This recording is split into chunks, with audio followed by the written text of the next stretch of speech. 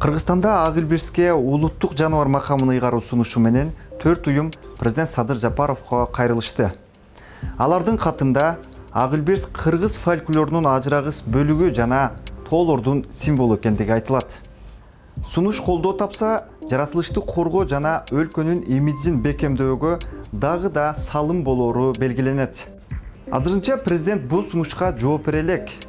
Бул кайрылуу кыргыз бийлиги эки илбирсти карматып Орусияга жиберсе болот деп камынып жаткан учурга туш келди.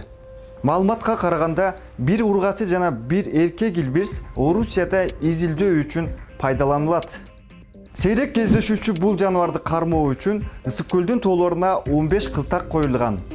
Илбирстерди кармай турган топту Улуттук илимдер академиясынын бөлүм башчысы Аскар Давлетбаков жетектөөдө.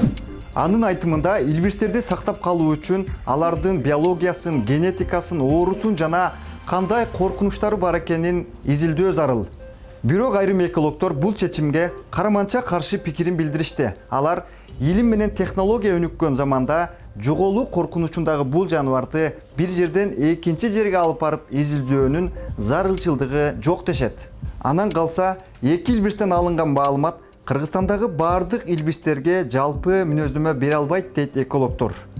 Дүйнөнүн 50 өлкөсү мүчө болгон Дүйнөлүк илбирстерди коргоо уюму да кыргыз бийлигинин бул чечимине тынчсыздануусун билдирди.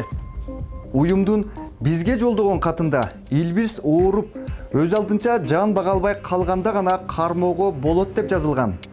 Изилдөө үчүн илбирсти бир жерден экинчи жерге көчүрүү илимге жат көрүнүш экени жана мындай аракет жаныбарды коргоо максатын көздөбөй тургандыгы белгиленген. Давлетбаков изилдөө аяктагандан кийин эки илбирс Кыргызстанга кайра алынып келет деп кошумчалады. Бирок экологдор буга ким кепилдик берет деп жатышат. А сиз кандай ойдосуз?